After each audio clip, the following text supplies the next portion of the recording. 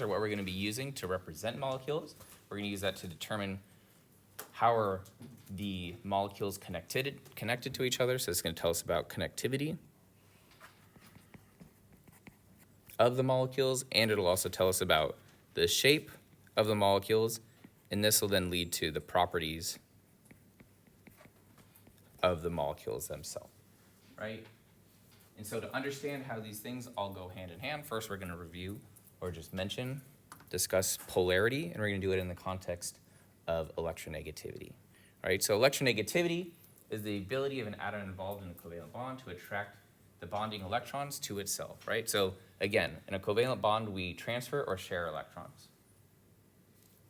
We share them, right? So that means that you have two nuclei that are kind of acting like two people on the end of a tug of war, right? And whoever's stronger is going to be pulling the rope more towards themselves. You can think of that rope as the electrons in the bond, right? The more electronegative element is going to be pulling the electrons more to itself, right? So cesium, which is in the far left-hand corner, is going to be the least electronegative element, and the most electronegative element is going to be fluorine. All right, so if we were to look at a periodic table, right, the trend for electronegativity is that as we go up and to the right, the electronegativity increases. So in general, there are some scenarios, right? If we look at, for example, oxygen and then compare that to maybe something like selenium, it'll be kind of hard to tell if we go maybe to phosphorus or something, or up and to the left, exactly how the electronegativity compares. When I give you problems, I'll make it obvious. Either they're in the same row or the same column, or they're separated by a relatively large distance there. But that's the trend for electronegativity, right? Which is similar to ionization energy and how small atoms can be too, right? So that's the same trend. All of those kind of follow the same trend. Atoms get smaller as we follow this trend. The ionization gets larger as we follow this trend, and then electronegativity is increasing as we're following this trend. And again, this is just because of the same justification we had before. We have a larger nuclear charge, right? So those atoms are pulling electrons harder because they have more positive charge in a given electron shell. All right, so the electron negativity, the polarity, right? So the polarity, which is related to electronegativity, is a measure of the electronegativity difference, and I'll use En to represent that. Again, En. The electronegativity difference between atoms. You're okay. Right, and so the way we think of this is the more different, right? So I'm going to use the symbol delta. Delta just equals different. The more different the electronegativity the elements are of the bond, the larger the polarity.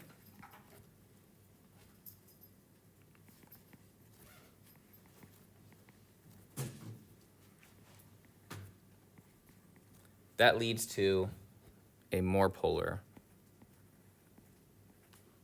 bond that can be formed.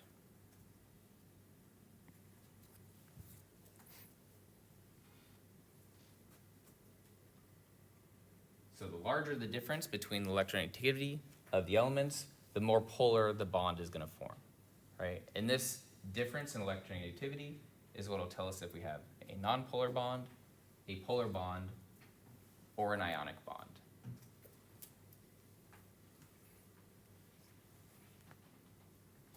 Right? Because if the electronegativity gets so large, that means that these atoms aren't going to share electrons anymore. They're just going to transfer them completely, or the anion will rip an electron off the cation in this case. So there's going to be kind of this sweet spot where you can actually form polar covalent bonds. Anything with no difference will end up being nonpolar.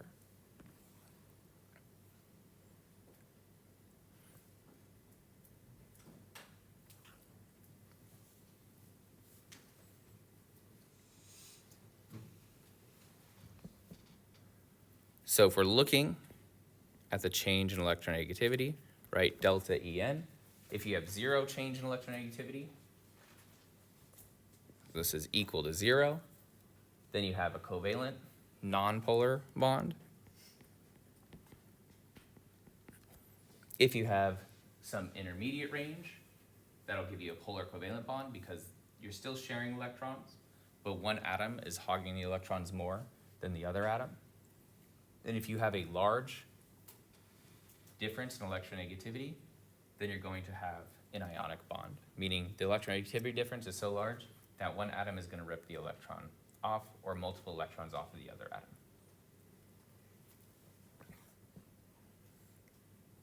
Right, and so what are the specific ranges here? Well, delta En equals 0, we're just putting it, assigning values to what the previous slide said. That tells us that we have a nonpolar covalent bond in between 0 and 1.7, and sometimes you'll see this up to 2.1. We'll stick with the value of 1.7. I'm not really going to be testing you explicitly on these values, but you might see a range of values that tell you if it's going to be polar covalent. All right, so if it's in between there, that means that you're still like happy enough sharing electrons. You're not ripping electrons off quite yet, but one of the atoms is going to be hogging them a little bit more, right? So this is like that tug of war. That gives you a polar covalent bond. And anything larger than 1.7, you're going to form an ionic bond at that point. And that's when we start getting our ionic compounds.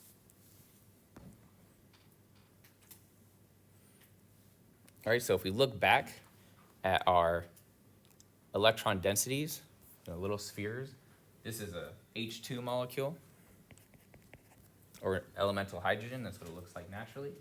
Here, this cloud represents the electron density, right? This represents the electron density. Both of the nuclei are identical to each other, so you're going to share electrons equally between these hydrogen atoms, right? They have the exact same electronegativity difference, right? So this would be delta En equals 0. So this will give you a nonpolar covalent bond. It follows from our other way of thinking about this. We have two nonmetallic atoms bonding to each other, so it gives you a nonpolar covalent bond. All right, we know it's going to be covalent because it's between two nonmetals. Hydrogen considered a nonmetal here.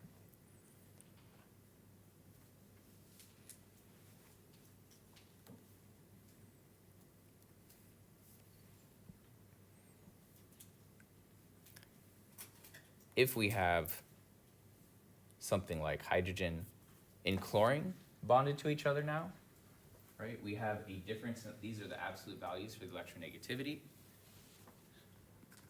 Delta En equals 3.0 minus 2.1 should be 0.9. Anything where delta En is in between 1.7 to 0 gives us a polar covalent bond. We see it's still between two nonmetals, hydrogen and chlorine, so we expect a covalent bond.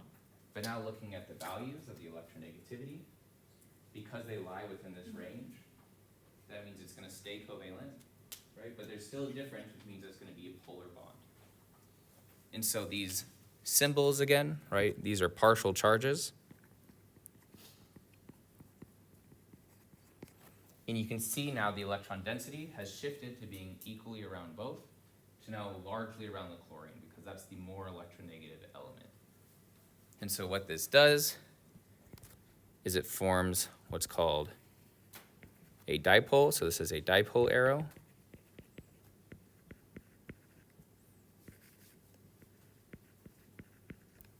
It goes from positive to negative, right? So positive to negative is the direction the arrow goes. And this difference in charge just means now you have something called the dipole, which is what gives rise to the property of polarity in molecules, right? The existence of a dipole gives rise to polarity. The existence of dipole gives a rise to the property of polarity. And how do we create dipoles? Well, we have a difference in electronegativity between the nuclei of two atoms. that creates a difference in the electron density, right? Which creates a dipole, and that gives rise to a polar molecule. And so these dipoles is another form of like electrostatic interactions, which will then tell us how now not just atoms are going to interact with each other, but these types of interactions will ultimately lead to how molecules are going to interact with each other. That's what we're going to kind of get to on Wednesday.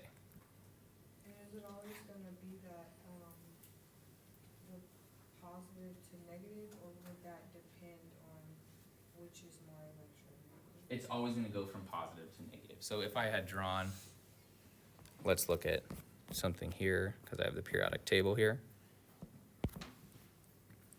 If I look at, let's say, phosphorus bonding to chlorine here, the phosphorus is less electronegative, so it's going to have less electron density, and then the chlorine is going to have more because it's more electronegative. Now the phosphorus is going to be partially positive because of that, and the chlorine is going to be partially negative because of that. So in this case, the dipole is still pointing in the same direction on the paper, but it's always going from the partial positive to the partial negative, even if that's flipped around in a different way. Okay. And so dipoles can exist in covalent compounds, also in ionic compounds, because those have the largest dipoles actually, because it's the biggest change in electronegativity.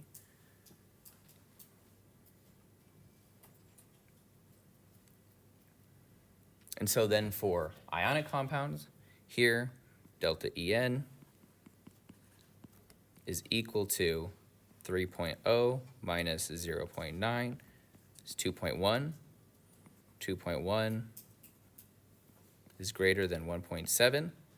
So this means that this is going to be an ionic bond, right? So the electronegativity is just so large that chlorine rips the electron off of the sodium atom.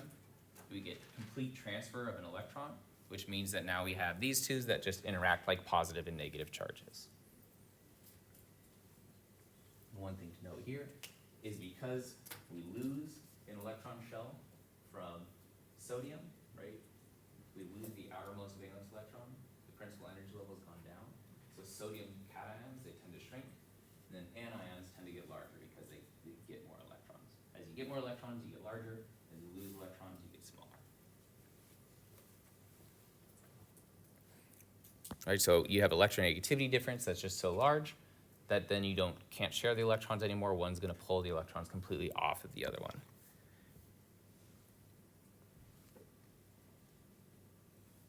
And so for the summary of all the different types of bonds we have, right? So we're looking at how atoms are interacting with each other. If we have an electronegativity difference that's larger than 1.7, that's going to be ionic bonding, a transfer of electrons. If we have a delta, or change in electronegativity, I should put change in electronegativity, equal to 0, that's going to be now a nonpolar covalent bond, right? This is nonpolar covalent bond, which is a equal sharing of electrons. And if we have an electronegativity difference, so delta En in between 0 and 1.7, then we have polar covalent bonding,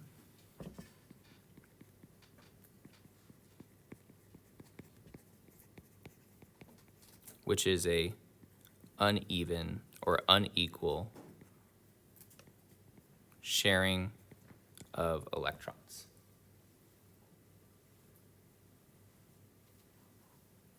And we can just distinguish between ionic and covalent bonding, whether or not electrons are shared or whether they're transferred.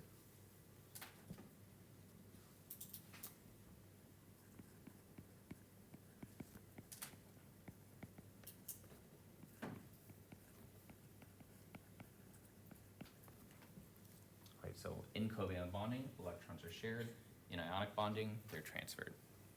We can classify covalent bonding into two categories, either polar or nonpolar covalent bonds.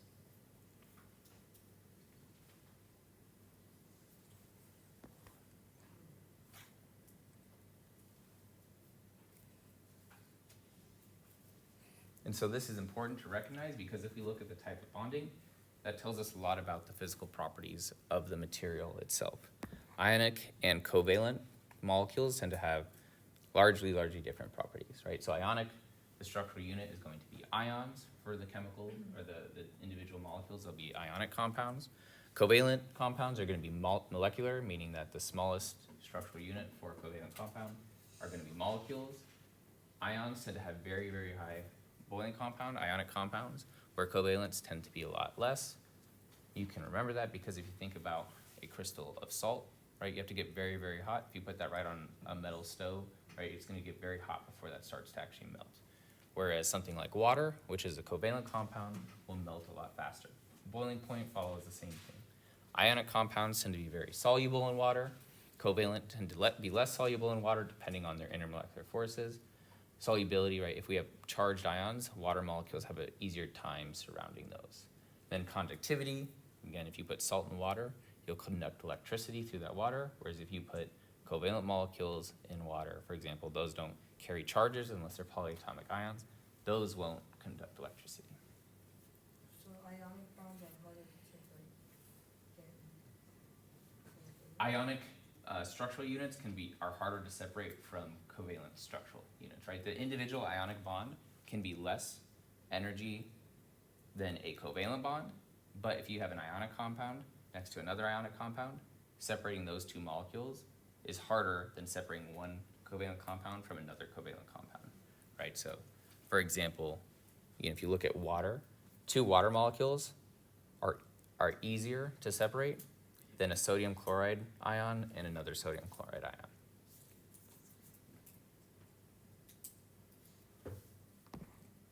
But yeah, that's a good distinction, right? You're not talking about the actual strength of the bond itself. You're talking about the interaction of one molecule and another molecule, right? So two water molecules, breaking that hydrogen-oxygen bond in a water molecule is going to take more energy than separating a chlorine atom and a sodium atom.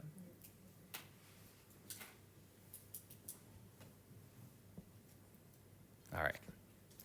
So that's how we distinguish between polar and nonpolar compounds. Now we're going to go into, so if we understand polarity and how polar bonds form, then we need to start thinking about, well, how does the shape of the molecules affect the polarity of the overall molecule, right? Because a lot of the molecules you look at don't just have one bond. They have multiple bonds, right? Which means that you can have multiple dipoles within one molecule. And the shape tells you how things are being pulled, right? So if you have a tug of war with three people and one person in the center, you can imagine that sometimes there might be one person way stronger. It's going to pull all of the electrons to one side. But if everyone's pulling equally in opposite directions, then even though you have polar bonds, you might have something overall that's nonpolar. And it depends on the shape or the directions that people are pulling in. So we need to be able to determine the shape of these molecules. And how do we do that? Well, first we need a representation of what the connectivity of these molecules are, meaning how do these atoms actually connect to each other to form a molecule.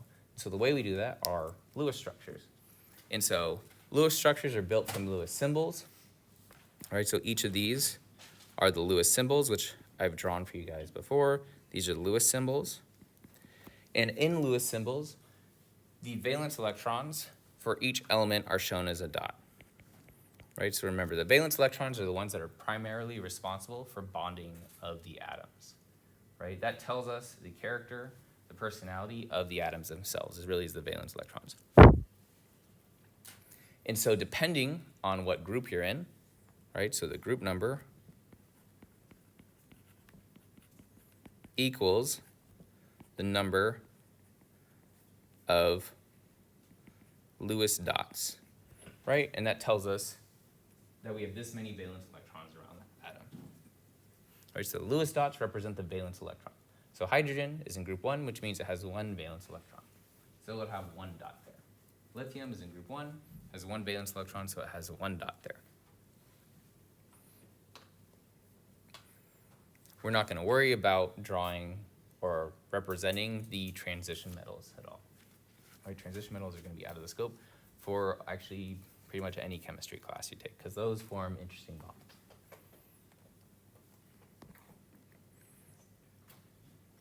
And so in Lewis structures, right, so these are the individual symbols for each atom, right? In Lewis structures, we then look at how are the atoms interacting with each other, right? So the electron pair is indicated by, not a dash, by a line between them, right? So if we're sharing electrons, that means that we have what type of bond? Polar, Not necessarily just polar, we could also have non-polar too. covalent. It'd be a covalent bond, right? So we could have a polar bond, or we could have a non-polar bond. This is how we represent a covalent bond. It's just a line between these two. So if we're looking, in this case, how do I do? If in this case we're looking at the line between oxygen and hydrogen here, this line represents 2 electrons that are being shared between the hydrogen and the oxygen atom here. All right, so this is a line, this is 2 electrons shared between H and O. That's what that line represents. Unshared paired of valence electrons, these are called lone pair electrons, are shown as individual dots, and they can also be on ions too, because we can have charges on these elements, right? So here, nitrogen, these, sometimes you see people draw a blob around them. These are lone pair electrons. These means that these are unused valence electrons around this nitrogen that are not involved in bonding, right? These are unused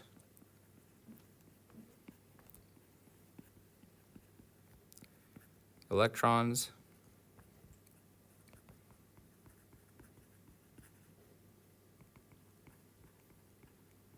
right? So these are unused valence electrons that are not involved in bonds.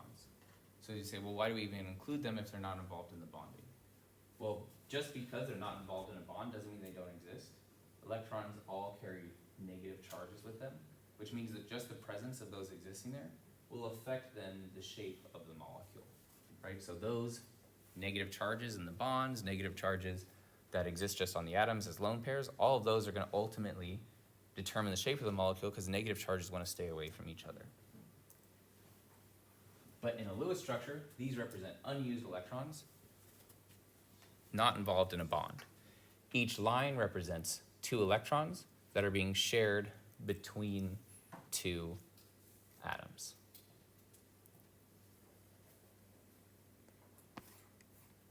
And so how do we come together to form a bond? If we look at the oxygen case here, oxygen is how many valence electrons? 6, right? So we'll put 1, 2, 3, 4, and then we'll just pair 2 electrons together. Generally, electrons come in pairs, which is why we paired them in this way. Let me draw this a little neater. Right, and hydrogen is in what group?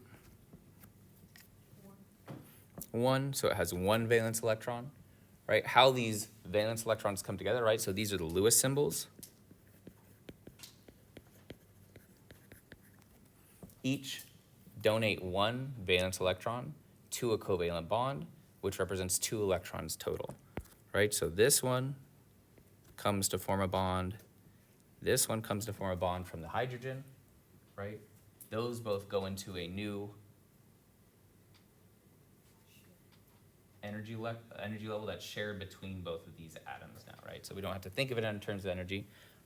And what happens is, when we look at the Lewis structure, this becomes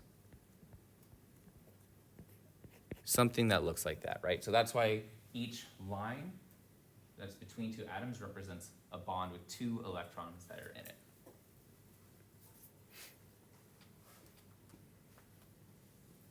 And this would become the Lewis structure for OH. This would technically have a minus charge, because we haven't calculated the charges on these yet, but we're not gonna do that just yet. We'll come to that on Wednesday.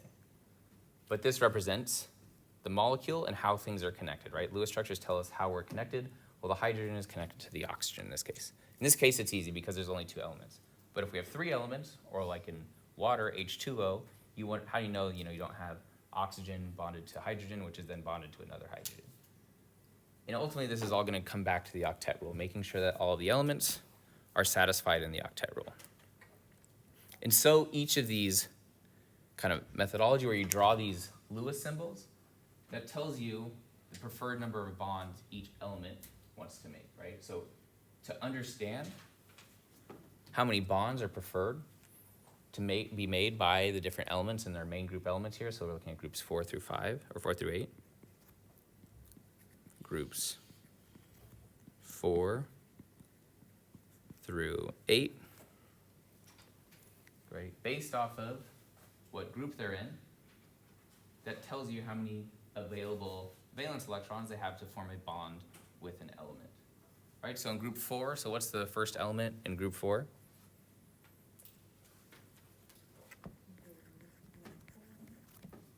4, right? And so group 4, what is the number of valence electrons, or what's the first element in that column? Carbon, right? So carbon, right, is what most organic life is made from. Carbon likes to form 4 bonds, right? Which, if we look at the periodic table, that's the most covalent bonds that any element is going to make, right? That's because it has 4 valence electrons, which are why there's 4 dots on that X there. So it can form up to 4 bonds, 4 single bonds with other elements, right? So a good rule of thumb is if you look at the group number, that'll tell you the number of bonds you like to form. We go to group 5, which would be something like nitrogen. You form 3 bonds. Group 6, something like oxygen, form 2 bonds. The halogens are only going to like to form 1 bond generally. And then the noble gases, would you say the noble gases are very reactive? No, right? They're what we would say are inert, right? Those don't like to form any bonds. So they already have a full valence shell. They already satisfy their octet, right? So this is how we use bonding to satisfy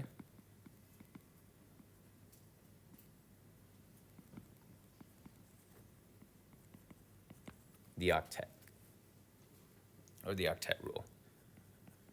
Because each bond here represents how many electrons? 2. 2 electrons, right? Which means that carbon has how many electrons around it right there? 8 electrons, right? Because each bond, right, is 2 electrons per bond. And we have 4 bonds total, so 4 times 2 is 8 electrons. In group 5, we have how many bonds here? 3. So how many electrons are in those bonds? 6, right? We have 2, 4, 5, 6. To satisfy the octet, though, we have 1 lone pair on the group 5 elements, right? So we have 6, and then 7, 8 electrons to satisfy the octet for group 8. And then if you do that for all the other groups, you see that ultimately by forming these bonds and sharing electrons, meaning you get 1 electron donated from another element, that'll satisfy the octet for all of these, right? If each element donates 1 electron to a covalent bond, nitrogen needs 3 electrons, so it can form up to 3 bonds with other compounds. Oxygen needs 2 electrons to get a full valence because it has 6 already, so it forms it needs a donation of 2 other electrons, so it can form up to 2 bonds with other elements. Okay, and so we'll start from here next time. For the problem set, I think you need to go through full valence or understand how to draw the Lewis structures, so I'll extend the due date for the problem set. We'll start next time in drawing these Lewis structures specifically, and then use that to start talking about molecular shape and intermolecular forces. All right, so I'll see you guys in 15 minutes up in lab.